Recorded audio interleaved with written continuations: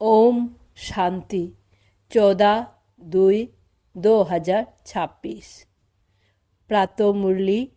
ओम शांति बाप दादा मधुबन।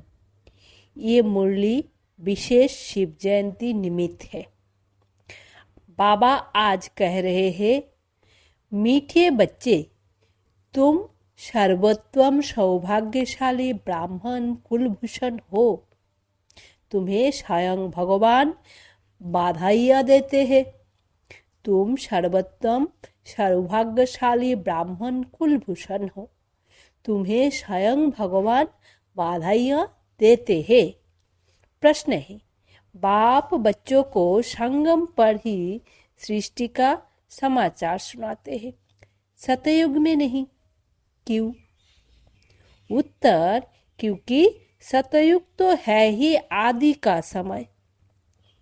उस समय सारी सृष्टि का समाचार अर्थात सृष्टि के आदि मध्य अंत का ज्ञान कैसे सुनाए? जब तक सार्किल रिपीट ही नहीं हुआ है तब तक समाचार सुना ही कैसे सकते हैं? संगम पर ही तुम बच्चे बाप द्वारा पूरा समाचार सुनते हो। तुम्हें ही ज्ञान का तीसरा नेत्र मिलता है। ओम शांति। आज है त्रिमूर्ति शिव जयंती, सो ब्राह्मण जयंती, सो संगम युग जयंती का शुभ दिवस। बहुत है जिनको बाबा ईश्वरीय जन्म सिद्ध अधिकार की ग्रीटिंग्स भी नहीं दे सकते। बहुत है जिनको पता नहीं है कि शिव बाबा कौन है, उससे क्या मिलना है। वो ग्रीटिंग्स क्या समझ सकते हैं? नए बच्चे बिल्कुल समझ ना सके। ये है ज्ञान का डांस। कहते हैं ना, श्री कृष्ण डांस करता था। यहाँ बच्चियाँ राधे कृष्ण बन डांस करती है, परंतु डांस की तो बात ही नहीं। वो तो वहाँ सतयुग में बचपन में प्रिंस प्रिंसेस के साथ डांस करेंगे। बच्चे जानते हैं ये बाप दादा है। दादा को ग्रैंडफादर कहा जाता है। ये दादा तो हुआ जिस्मानी फादर। यहाँ तो वंडरफुल बात है। वो दादा है रूहानी और ये है जिस्मानी। इनको कहते हैं बाप दादा। बाप से दादा द्वारा वर्षा मिलता है। वर्षा है डाडे का अर्थात ग्रैंडफादर का। सब आत्माएं ब्रदर्स है, तो वर्षा बाप से मिलता है। बाप कहते हैं, तुम आत्माओं को अपना शरीर अपने कर्मेंद्रिया है। मुझे निराकार कहते हैं। जरूर मुझे शरीर चाहिए, तब तो बच्चों को राजयोग सिखाओ अथवा मनुष्य से देवता, पतित से पावन बनने का मार्ग बताओ, बा मूत पलीती कपड़े धो आदि आदि। जरूर बड़ा धोबी होगा। सारे विश्व की आत्माएं और शरीर धोता है। ज्ञान और योग से तुम्हारी आत्माओं को धोया जाता है। आज तुम बच्चे आए हो, जानते हो हम शिव बाबा को बधाइयाँ देने आए हैं। बाप फिर कहते हैं कि तुम जिसको ग्रीटिंग्स देते हो वो बाप भी तुम बच्चों को ग्रीटिंग्स देते हैं, क्योंकि तुम बहुत सर्वोत्तम सौभाग्यशाली ब्राह्मण कुलभूषण हो। देवताएं इतने उत्तम नहीं हैं जितने तुम हो। ब्राह्मण देवताओं से ऊंचे ते ऊंच बाप। फिर वो आते हैं ब्रह्मा तन में। उनके तुम बच्चे बहुत ऊंचे ते ऊंच ब्राह्मण बनते हो। ब्राह्मणों की है चोटी, उसके नीचे है देवताएं, सबसे ऊपर है बाबा। बाबा ने तुम बच्चों को ब्राह्मण ब्राह्मणियां बनाया है स्वर्ग का वर्षा देने। इन लक्ष्मी नारायण के देखो कितने मंदिर बनाए, माथा टेकते हैं। भारतवासियों को ये तो मालूम होना चाहिए कि ये भी मनुष्य है। लक्ष्मी नारायण दोनों अलग अलग है। यहाँ तो एक मनुष्य के दोनों नाम रखे हैं। एक का नाम लक्ष्मी नारायण अर्थात अपने को विष्णु चतुर्भुज कहते हैं। लक्ष्मी नारायण अथवा राधे कृष्ण नाम रखाए है तो चतुर्भुज हो गए ना। वो विष्णु तो है सूक्ष्म बतन का एम ऑब्जेक्ट, तुम इस विष्णुपुरी के मालिक बनेंगे।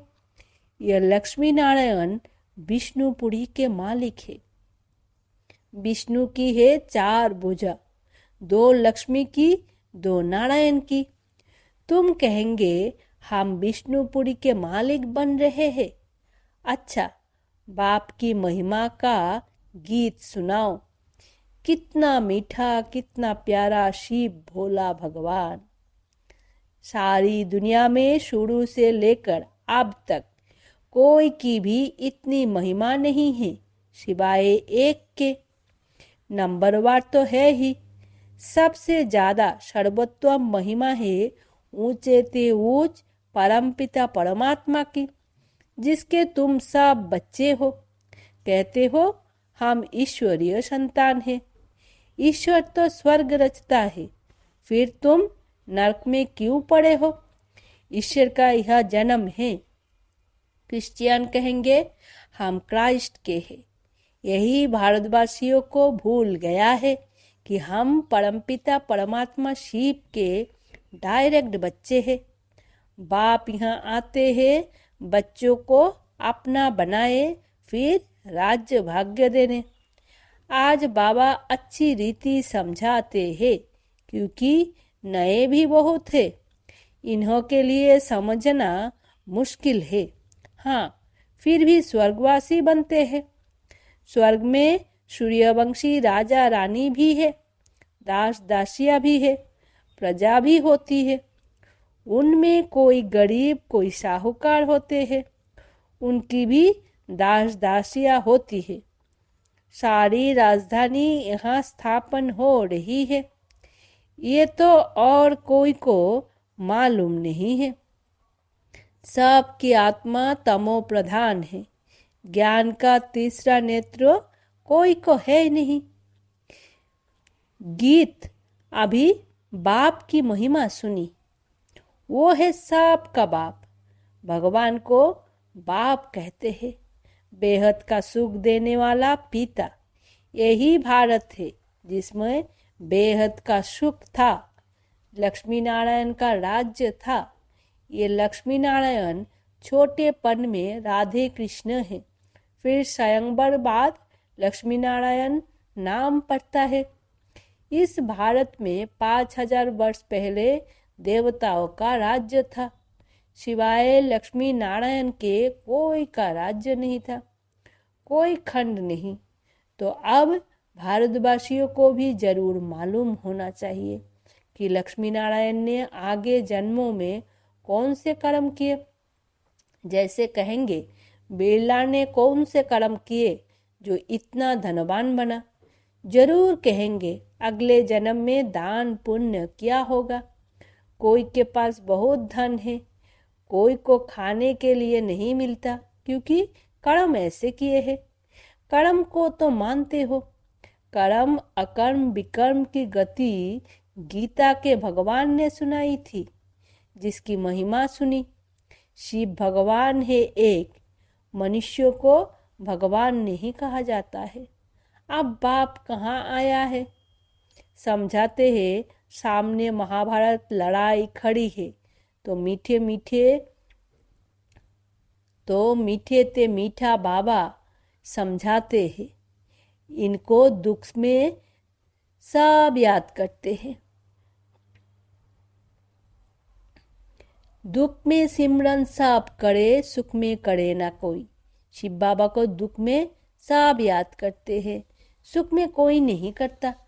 स्वर्ग में तो दुख नहीं था, वहाँ बाप का पाया हुआ वर्षा था। 5000 वर्ष पहले जब शिव बाबा आया तो भारत को स्वर्ग बनाया, अब नरक है। बाप आए हैं स्वर्ग बनाने, दुनिया को तो पता भी नहीं। कहते हैं हम सब अंधे हैं। अंधों की लाठी आप प्रभु आओ, आकर आंखें प्रदान करो। तुम बच्चों को ज्ञान का तीसरा नेत्र मिला है। जहाँ हम आत्माएं रहती है वो है शांति धाम। बाप भी वहाँ रहते हैं। तुम आत्माएं और हम रहते हैं। इनकी आत्मा को कहते हैं मैं तुम सब आत्माओं का बाप वहाँ रहता हो। तुम पुनर्जन्म का पार्ट बजाते हो, मैं नहीं बजाता हूँ।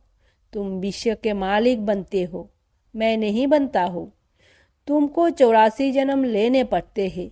तुमको समझाया था कि हे बच्चे, तुम अपने जन्मों को नहीं जानते हो।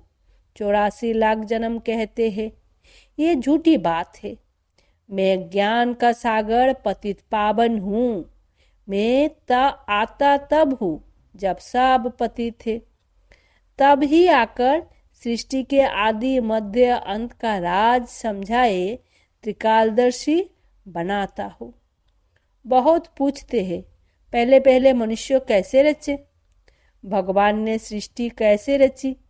एक शास्त्र में भी दिखाते हैं प्रलय हुई, फिर सागर में पीपल के पत्ते पर बच्चा श्री कृष्ण आया। बाप कहते हैं ऐसे कोई बात नहीं, ये बेहद का ड्रामा है। दिन है सतयुग त्रेता, रात है द्वापर कलयुग। बच्चे बाप को बधाइयाँ देते हैं। बाप कहते हैं तो तुम भी 100% दुर्भाग्यशाली से 100% सौभाग्यशाली बनते हो। तुम भारतवासी वो थे परंतु तुमको पता नहीं है। बाप आकर बताते हैं तुम अपने जन्मों को नहीं जानते हो। मैं आकर बताता हूँ तुमने 84 जन्म लिए हैं। बाप तुमको संगम पर सारे सृष्टि का समाचार सुनाते हैं। सतयुग में थोड़े ही सुनाएंगे। जिस समय सृष्टि की आदि मध्य अंत हुई नहीं तो उसका समाचार कैसे समझाएंगे। मैं आता हूँ अंत में, कल्प के संगम युगे। शास्त्र में लिखा है युगे युगे। श्री कृष्ण भगवान उवाच, गीता में लिख दिया है सर्व धर्म वाले श्री कृष्ण को भगवान थोड़े ही मानेंगे। भगवान तो निराकार है ना, वो है सब आत्माओं का बाप। बाप से वर्षा मिलता है। तुम सब आत्माएं भाई भाई हो।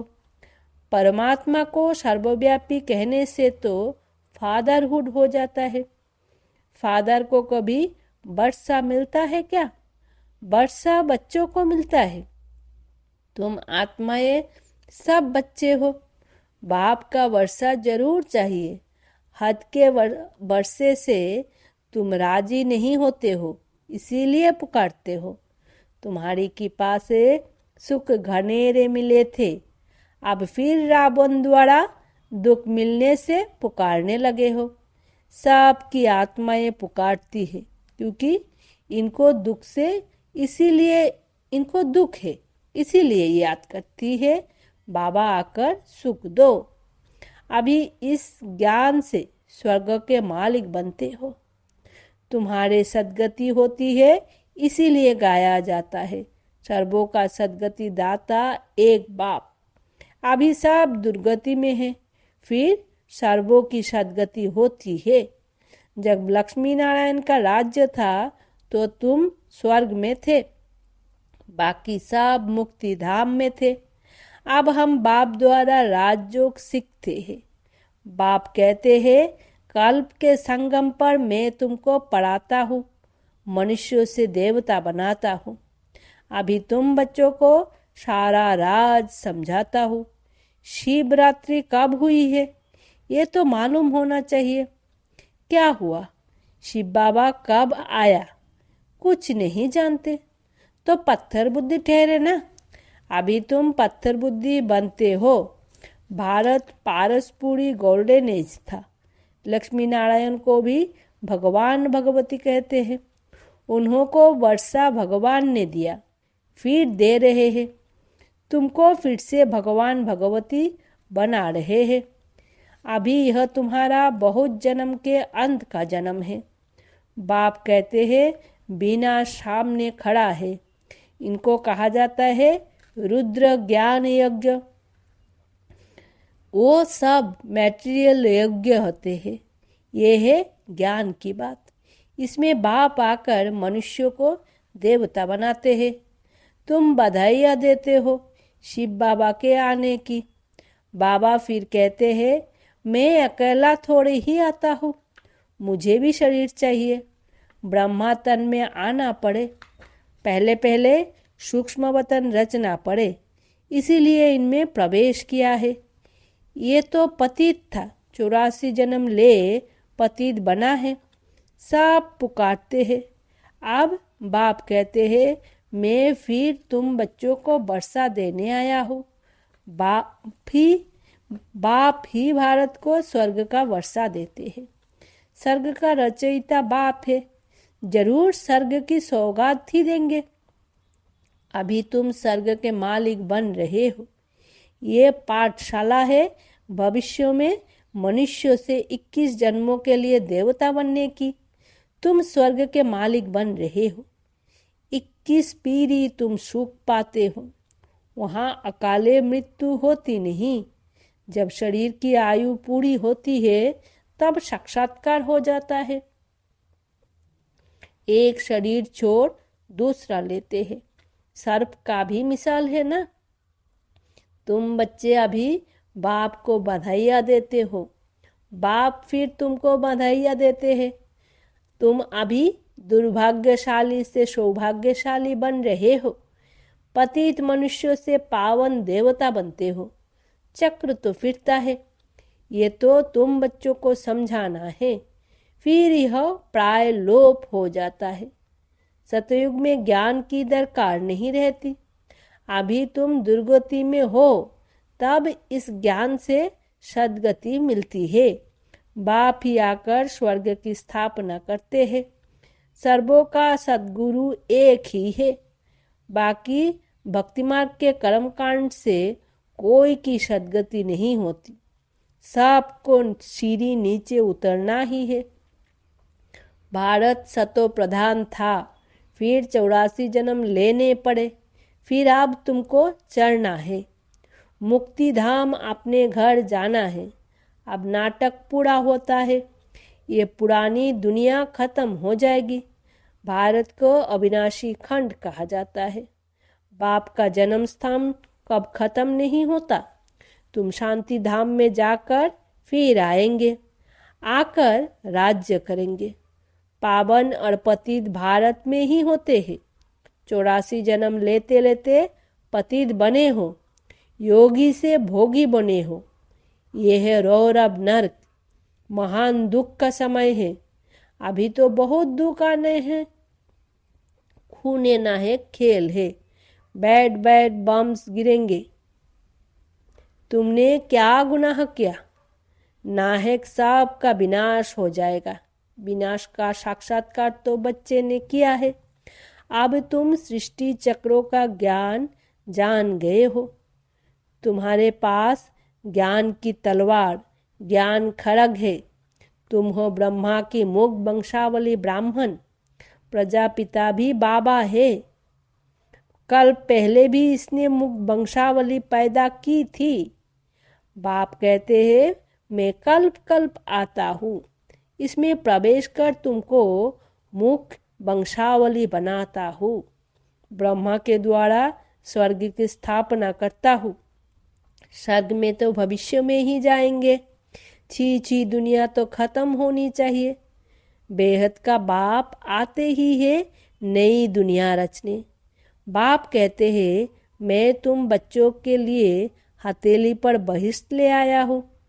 तुमको कोई भी तकलीफ नहीं देता हूँ। तुम सब द्रौपदिया हो। अच्छा, मीठे मीठे सिक्की लदे बच्चों प्रति माता पिता बाप दादा का याद प्यार और गुड मॉर्निंग। रूहानी बाप की रूहानी बच्चों को नमस्ते। हम रूहानी बच्चों की रूहानी माता पिता बाप दादा को याद प्यार गुड मॉर्निंग और नमस्ते। धारणा के लिए मुख्य सार। पहला, देवताओं से भी उच्च हम सर्वोत्तम ब्राह्मण हैं। इस रूहानी नशे में रहना है। ज्ञान और योग से आत्मा को स्वच्छ बनाना है। दूसरा, सबको शिव बाबा के अवतरण की बधाइयाँ देनी है। बाप का परिचय देकर पतित से पावन बनाना है। रावण दुश्मन से मुक्त करना है। वरदान है, विस्तार की रंग बिरंगी बातों से किनारा कर मुश्किल को सहज बनाने वाले सहजयोगी भवो। जब बाप को देखने के बजाय बातों को देखने लग जाते हो तो कोई क्वेश्चन उत्पन्न होते हैं और सहज बात भी मुश्किल अनुभव होने लगती है, क्योंकि बातें हैं वृक्ष और बाप है बीज। जो विस्तार वाले वृक्ष को हाथ में उठाते हैं वो बाप को किनारा कर देते हैं। फिर विस्तार एक जाल बन जाता है जिसमें फंसते जाते हैं। बातों के विस्तार में रंग बिरंगी बातें होती है जो अपनी ओर आकर्षित कर लेती है। इसीलिए बीज रूप बाप की याद से बिंदी लगाकर उससे किनारा कर लो तो सहज योगी बन जाएंगे। स्लोगन है, मैं और मेरेपन की अलाय को समाप्त करना ही रियल गोल्ड बनना है। अव्यक्त इशारे। एकता और विश्वास की विशेषता द्वारा सफलता संपन्न बनो। अभी अभी मिलकर एक मत हो सेवा के कोई भी कार्य को धूमधाम से आगे बढ़ाओ। हर ब्राह्मण आत्मा के सहयोग से शुभ कामनाओं शुभ भावनाओं से सेवाओं की धूम मचाओ। अगर कोई मुख से बोल नहीं सकते तो मनसा वायुमंडल से सुख की वृत्ति सुखमय स्थिति से सुखमय संसार बनाए। कहाँ जा नहीं सकते हो, तबीयत ठीक नहीं है तो घर बैठे ये सेवा करो। सेवा में सहयोग जरूर बनो।